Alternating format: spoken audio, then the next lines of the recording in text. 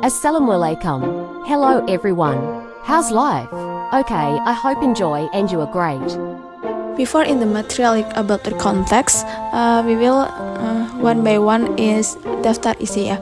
Daftar isinya yang pertama yaitu materi yang pertama, definition is recontext. Yang kedua yaitu types of recontext atau tipe-tipe macam-macam recontext. Yang ketiga yaitu general structure in recontext, and materi yang keempat yaitu language features in recontext atau unsur kebahasaan yang digunakan dalam recontext ini. Selanjutnya yaitu example of recontext, and the last is analysis to me or we are together analyze to example in recontext before. Yes. Okay, let's start. The first material is definition is recontext. What do you think about recontext? What is recontext? Okay, recontexts are written to retell events in chronological order with the purpose of either informing or entertaining their audience for both.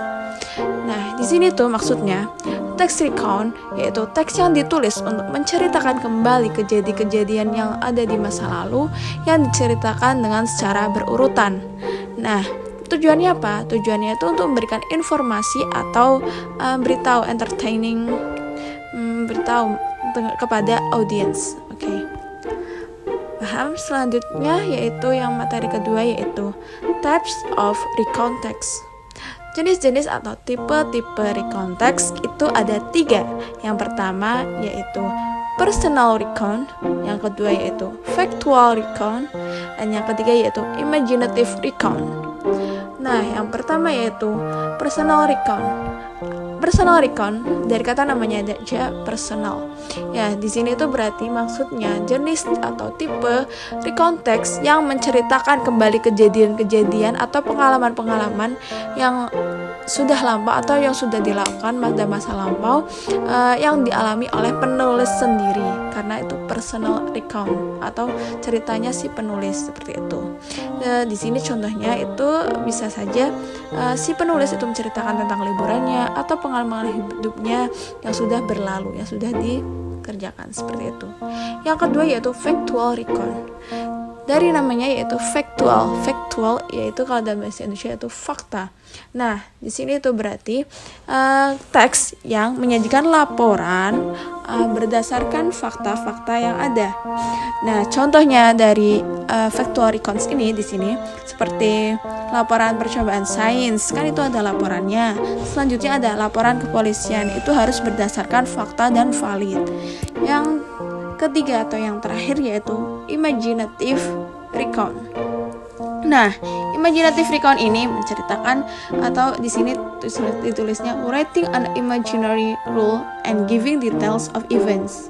Nah, imaginatif, katanya imajinatif. Nah, menceritakan sebuah cerita yang dirasa pada imajinasi pengarangnya. Maksudnya ini tuh menceritakan sebuah cerita yang ada dalam pikiran si pengarang tersebut, imajinasi si pengarang tersebut atau penulis tersebut.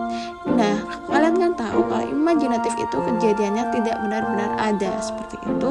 Ya, di sini contohnya seperti ada in the life of a playwright gitu.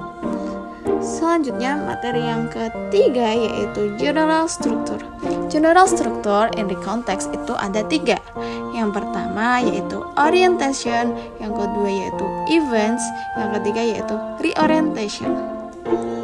Mari kita kupas satu-satu ya. Yang pertama yaitu orientation.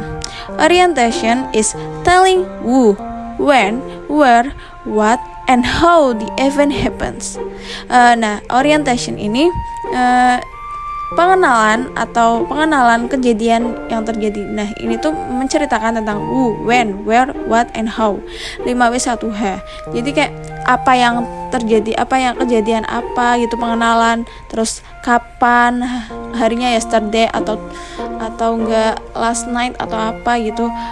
Lalu di mana, where, dan how, bagaimana gitu ada di dalam introduction, pengenalan dalam cerita. Nah, yang kedua yaitu events.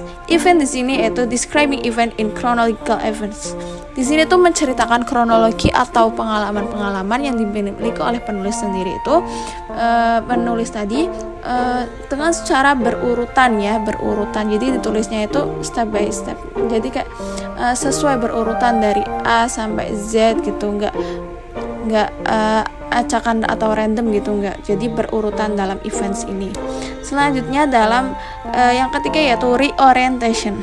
Reorientation di sini seperti contoh, maksudnya di sini reorientationnya conclusion or summarize or repetition of the information contained in the orientation. Maksudnya ini reorientation di sini mengenali atau isinya itu berupa kesimpulan atau rangkuman atau pengulangan yang lebih tegas yang ada dalam struktur orientation. Jadi seperti itu. Jadi reorientation itu penegasan ulang dari orientation, bisa jadi atau enggak bisa jadi kesimpulan atau rangkuman dari isi cerita tersebut gitu. Sudah paham? Jadi ada 3 general struktur. Yang pertama orientation, yang kedua events, dan yang ketiga yaitu reorientation. Selanjutnya yaitu materi yang keempat, language filter.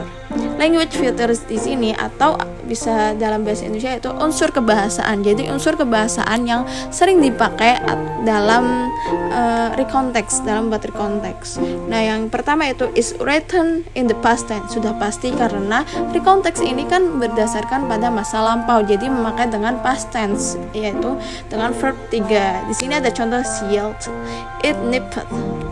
Lalu selanjutnya she walked. Jadi kan walked, dia sudah berjalan gitu. Kan walked verb 3 gitu.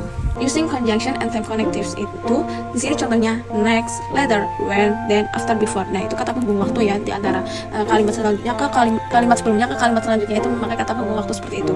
Selanjutnya yang ketiga yaitu using action verbs. Di sini itu menggunakan kata kerja perilaku atau tindakan. Lagi-lagi karena ini itu sudah dilakukan, maka menggunakan verb 3. Seperti ini. When. Ini kan dari verb satunya ke when gitu ya. Jadi itu verb 3-nya. Saw, see, seen, saw gitu. Berarti kan itu yang verb 3-nya. Eat, eaten, ate. Itu verb 3-nya. Jadi using action verb ini kata kerja perilaku atau tindakan yang dilakukan oleh si dalam cerita tersebut gitu, dalam recount tersebut. When, pergi, saw, melihat, ate, makan gitu, dan etc. lainnya. Yang keempat yaitu using adverbs atau menggunakan kata keterangan. Kata keterangan di sini tuh itu ditulis seperti contohnya adverb of place atau adverb of time. Jadi ada kata keterangan tempat dan juga kata keterangan waktu. Kata keterangan tempat misalnya ini in hospital, in school, and etc. Atau juga adverb of time-nya itu yesterday, last week, atau last night, atau kapan gitu yang sudah dilakukan seperti itu. Yang terakhir yaitu unsur kebahasaan yang terakhir yaitu using personal pronouns. Nah, ini tuh kan ada kata personal pronouns atau kata ganti personal, kata ganti sendiri. Misalnya itu bisa jadi he, she, I, we gitu ya, menggunakan kata ganti. Dan yang materi yang selanjutnya yaitu example of recount text. Di sini ada contoh dari teks recount yaitu a trip to the zoo. Saya bacakan ya. Yesterday my family went to the zoo to see the elephants. Lalu when we got to the zoo, we went to the shop to buy some food to give the animals. After getting the food, we went to the nocturnal house where we saw birds and reptiles which only come at night. Before lunch, we went for a ride on the elephant. It was a thrill to ride it. Ted nearly fell off when he let go of the rope. During lunch, we fed some birds in the park. In the afternoon, we saw the animals being fed. Lalu selanjutnya, when we returned home, we were tired but happy because we had so much fun. Nah, jadi ini kita lalu selanjutnya ke materi selanjutnya yaitu kita analisis bersama struktur-struktur dari recount text yang ada dalam contoh tersebut. Kita sudah pasti tahu ya kalau ada title atau judul dalam recount text ini. Jadi yang pastinya itu sudah ada. Jadi kita tidak ikutkan yang. Jadi kalau yang yang ciri khas atau bedanya itu dalam recount text itu orientation, events dari orientation. Kalau title itu kan dari teks-teks yang lainnya mesti ada ya. Nah, selanjutnya kita analisis bersama. Di sini titlenya itu A Trip to the Zoo, pergi ke kebun binatang ya. Di sini sudah jelas ya orientationnya, yaitu yesterday my family went to the zoo to see the elephants. Di sini ada when-nya kapan? Yesterday. Dengan siapa? Saya dengan keluarga. Itu lalu bagaimana gitu kan? Dia melihat seorang elephants gitu. Where itu di mana? Itu ada jawabannya, to the zoo. Nah, itu. Selanjutnya itu sebagai orientation karena sudah menjawab 5W1H yang tadi, what, where, when, and who, and how gitu ya. Selanjutnya yaitu yang events atau menceritakan pengalamannya itu dalam secara berurutan gitu, yaitu termasuk dalam events. Di sini eventsnya dari when we go to the zoo sampai in the afternoon we saw the animals being fed.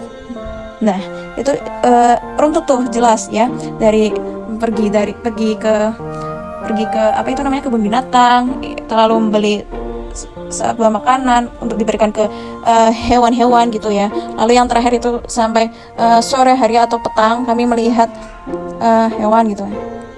Itu termasuk events. Jadi berurutan seperti itu. Selanjutnya yaitu reorientation. When we return home, we were tired but happy because we had so much fun. Nah, di sini tuh sebagai reorientation karena ini cukup menyimpulkan dari keseluruhan cerita.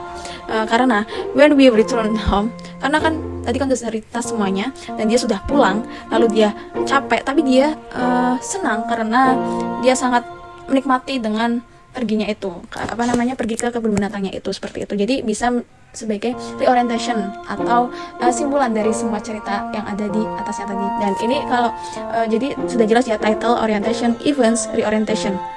Selanjutnya yaitu kalian bisa nebak nggak kalau ini termasuk type atau tipe jenis rekonteks yang apa?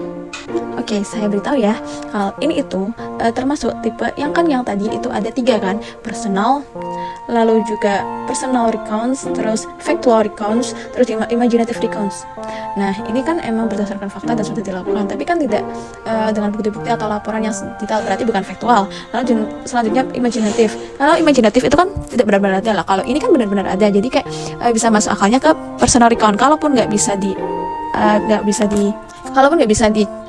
analisis dengan jelas, itu kan sudah jelas. Dan keluarga saya pergi ke kebun binatang. My family yesterday, my family berarti kan itu cerita dari pengarangnya, berarti itu termasuk ke personal recount, yang dimana personal recount ini menceritakan kembali kejadian atau pengalaman-pengalaman yang sudah dialami oleh si penulisnya tadi. Correct me if I wrong jika ada salah-salah kata atau salah pengucapan dalam penerangan rekonteks ini. Maybe that's all for me.